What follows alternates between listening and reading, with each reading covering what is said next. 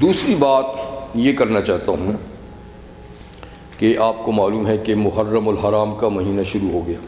جی محرم الحرام کا مہینہ 4 حرمت اور عزت والے مہینوں میں سے ایک ہے، جن کی حرمت کا اللہ نے خود قرآن میں اعلان کیا ہے. ان عدت الشہور عند اللہ 12 شہرا فی کتاب اللہ یوم خلق السماوات والارض منها 4 حرم ذلک الدین القیم فلا تظلموا فیہن انفسکم. کہ مہینوں کی گنتی دیکھیے، اوقات یوں تقسیم ہیں کہ کم سے کم وقت سیکنڈ کہلاتا ہے، سیکنڈ، اس سے بڑا منٹ، اس کے بڑا گھنٹہ، جی، اور چند گھنٹوں کے مجموعے کو دن رات کہتے ہیں 24، جی، اور پھر چند دنوں یعنی 7 دنوں کے مجموعے کو اسبوع یا ہفتہ کہتے ہیں، پھر 4 ہفتوں کو مہینہ کہتے ہیں، ٹھیک، اور پھر 12 مہینوں کا سال اور 100 سال کی صدی، قرن. یہ ایک تقسیم ہے.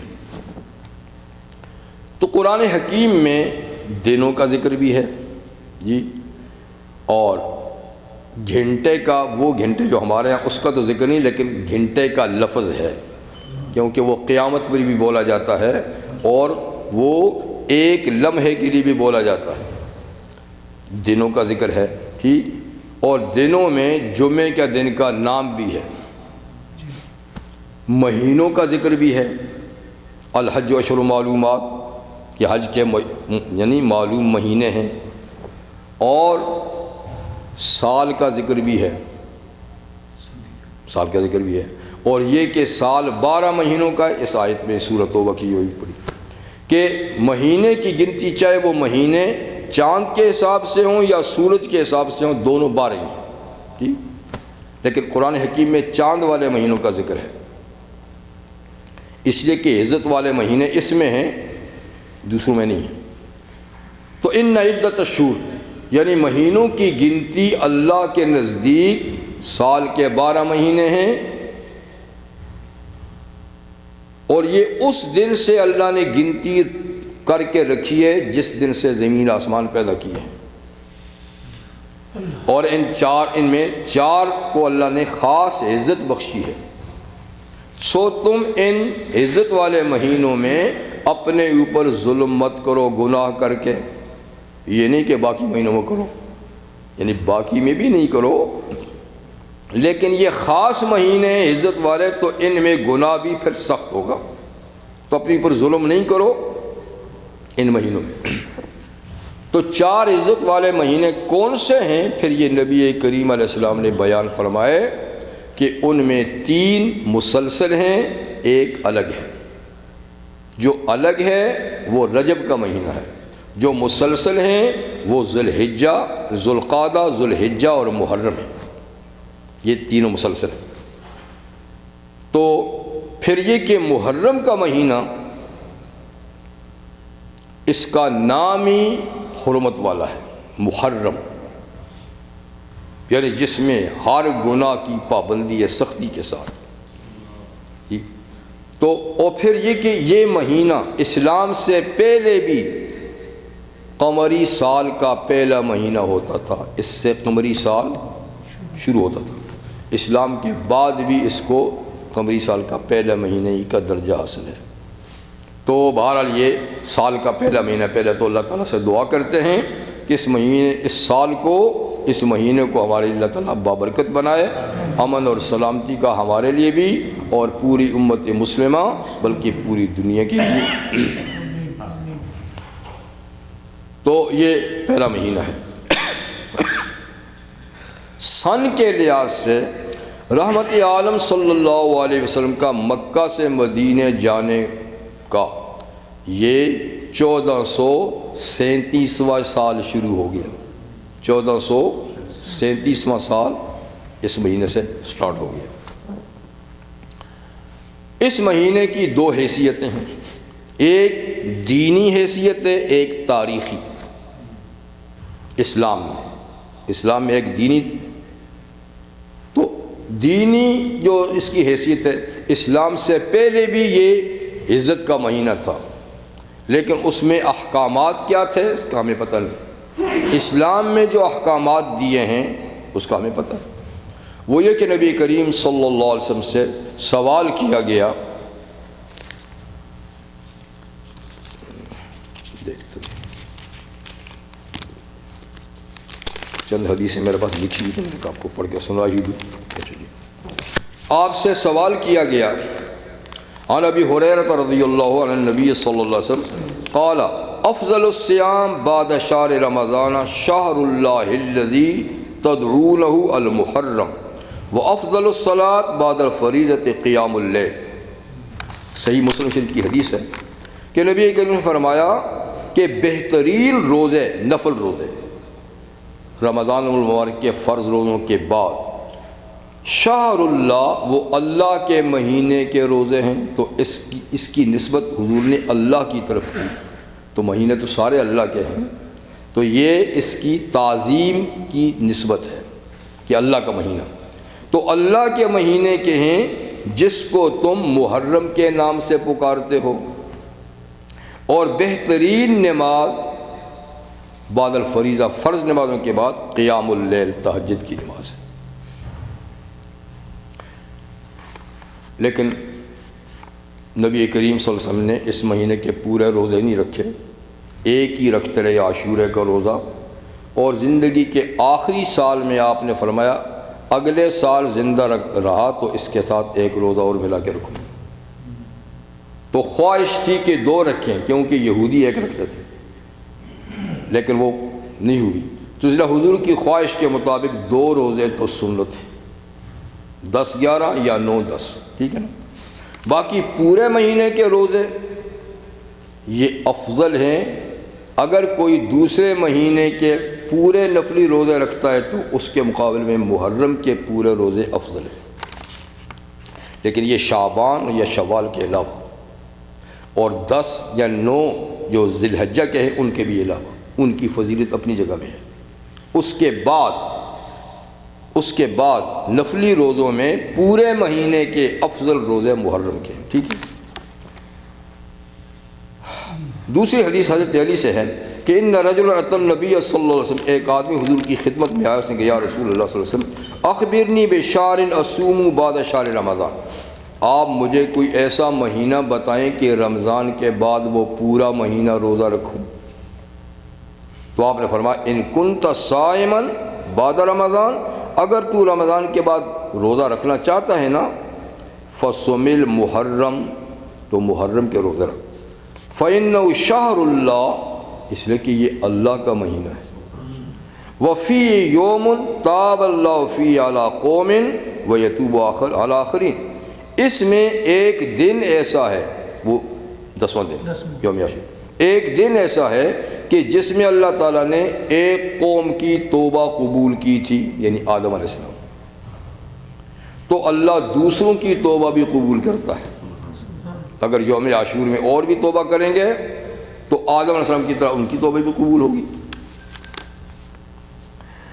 حسن بصری فرماتے ہیں کہ نبی نے فرمایا افضل الصلاۃ بعد المکتوبہ، فرضوں کے بعد افضل نماز، فی جوف اللیل الاوسط، رات کے وسط کے اندر جو تہجد کی نماز ہوتی ہے وہ، اور افضل الشہور بعد شہر رمضان، رمضان کے بعد جو بہترین مہینہ ہے وہ محرم ہے، اور یہ شہر اللہ الاصم، یہ قطعی طور پہ اللہ کا مہینہ ہے۔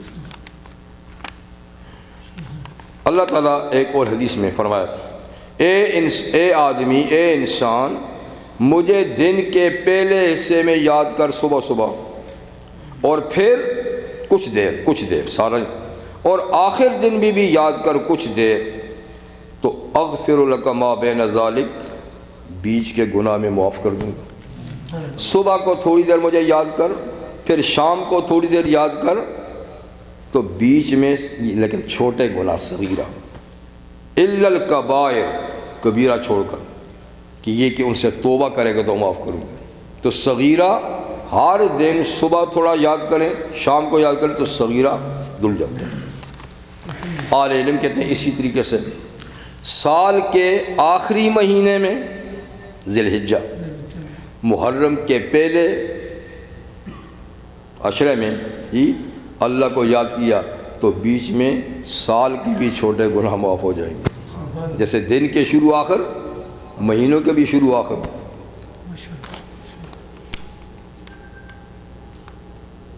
نبی کریم صلی اللہ علیہ وسلم سے ارشاد ہے کہ من صام یوما ابتغاء وجہ اللہ، جس نے ایک دن بھی اللہ کو خوش کرنے، اس کی رضا حاصل کرنے کے لیے روزہ رکھا، اللہ اس کو نار جہنم سے دور کر دے گا۔ کتنا؟ جیسا کہ کوا جب بچہ ہوتا ہے اڑے اور اڑتے اڑتے بوڑھا ہو جائے، تو کوے کی اڑان بڑی مشہور ہے، بہت دور تک جاتا ہے، بہت دور تک جاتا ہے۔ تو ایک مثال دی کہ جتنا بچہ ہو اور اڑنا شروع کرے اور پھر اڑتا ہی اڑتا رہے اور بوڑھا ہو جائے تو جتنا دور جائے گا اللہ اتنا اس شخص کو جہنم سے دور کر دے گا۔ یہ ایک نفلی روزے کا ثواب ہے، فرضوں کی تو بات ہی کیا ہے جی۔ تو خیر اور بھی احادیث ہیں، لیکن مقصد یہ ہے کہ اس مہینے میں اس کی دینی حیثیت یہ ہے کہ قابل احترام ہے، گناہوں سے بچیں اور کم سے کم 10 اور 11 یا 9 اور 10 کا روزہ رکھیں، ٹھیک ہے۔ دوسری تاریخی حیثیت ہے، لیکن پھر اس کے لیے ٹائم تھوڑا ہے، کیونکہ وہ پھر میں صرف نام لے کر بتا دیتا ہوں کہ تاریخی حیثیت اسلام میں یہ ہے کہ اس مہینے کی پہلی اور 10 کو 2 شہادتیں ہوئیں اور بڑی اہمیت کی حامل ہے۔ پہلی کو شہادت ہے حضرت ابن خطاب خلیفہ ثانی رضی اللہ تعالیٰ عنہ کی، 10 کو ہے سیدنا حسین ابن علی رضی اللہ عنہ کی۔ لیکن ان اہم واقعات کے ہونے کے باوجود اس مہینے کی دینی حیثیت میں کوئی اثر نہیں پڑا، دینی حیثیت وہی تھی جو تھی۔ یہ واقعات بے شک ہوئے ہیں لیکن اس سے کوئی اس کی دینی حیثیت کہ اب یہ کرنا ہے، اب وہ کرنا ہے، اب یہ کرنا نہیں، کہ اب شادی نہیں کرنی اس مہینے میں جی، یا خوشی نہیں منانی، اچھے کپڑے نہیں پہننے، یا فلاں کرنا ہے، تو یہ چیزیں طے ہو چکی ہیں حضور صلی اللہ علیہ وسلم کے زمانے میں، اور ان شہادتوں کی خبر حضور دے بھی چکے ہیں۔ حضرت عمر کی شہادت کی خبر آپ نے دی، عثمان کی شہادت کی خبر آپ نے دی، اور کئی حضرات کی کہ یہ شہید ہوں گے۔ حضرت حسین کے بارے میں بھی فرمایا کہ یہ شہید ہوں گے۔ تو اگر کوئی ان واقعات کی دینی حیثیت کے ہوتی بعد میں، تو حضور اس شہادت کی خبر دینے کے بعد فرماتے کہ تم لوگوں کو یہ کرنا ہوگا، لیکن خبر تو دے دی اور کوئی حکم نہیں بتایا کہ کیا کرنا ہے، اس لیے کہ یہ معمول کے واقعات ہیں، تاریخ میں ہوتا رہے۔ انبیاء کرام شہید ہوئے، بڑی دکھیا شہادتیں ہوئیں، حضرت حمزہ شہید ہوئے، بڑی دکھیا شہادت ہوئی، کتنے صحابہ، کتنے دنیا میں اولیاء اللہ، کتنے بے گناہ دنیا میں مارے جاتے ہیں۔ اگر اس طریقے سے ان کی یادگاریں منائی جائیں تو پھر تو 1 سیکنڈ بھی ہمارے پاس نہیں بچتا کہ ہم کوئی دوسرا کام کر سکیں، لیکن یہ نہیں، بلکہ کیا ہے؟ صبر و تحمل۔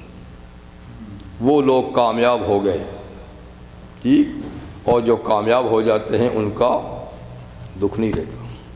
قرآن کہتا ہے کہ وہ زندہ ہے، خدا کے ہاں روزی بھی ملتی ہے۔ تو ان واقعات سے کوئی فرق نہیں پڑا۔ اگر کسی نے کوئی چیز ایجاد کی ہے تو یہ ان کی اپنی ایجاد کرتا ہے، بلکہ اس کی دینی حیثیت کوئی بھی نہیں، بلکہ یہ اس مہینے کی عزت اور حرمت کو خراب کرنے والی بات ہے کہ حضور فرمائے کہ روزہ رکھو اور تم ان لوگوں کو شربت پلاؤ، حضور کہیں کہ صبر کرو اور تم چلو، اتنی کافی ہے ورنہ قصہ لمبا ہے۔ سبحانک اللہم وبحمدک۔ لوگ کہتے ہیں موکلات اور جنات ایک ہی چیز ہونے والا۔ ہاں زیادہ نہیں، موکلات اس کو نہیں کہتے۔ موکلات تو وہ ہیں جو اللہ تعالیٰ نے خود ہی کسی کام پر مقرر کیے، جیسے فرشتے ہمارے لیے موکل کیے ہوئے ہیں، کوئی عمل لکھنے والا ہے، کوئی حفاظت کرنے والے ہیں فرشتے، یا اور کئی ڈیوٹیوں پہ فرشتے ہیں، وہ ہیں۔ یہ تو تسخیر والی بات ہے، تسخیر والی بات ہے۔ بالکل بالکل، جتنی قومیں امتیں انسانوں میں ہیں، اسی طرح جیسے سورہ جن میں من المسلمین و من القاسطون، ہم میں کچھ مسلمان ہیں کچھ ظالم ہیں۔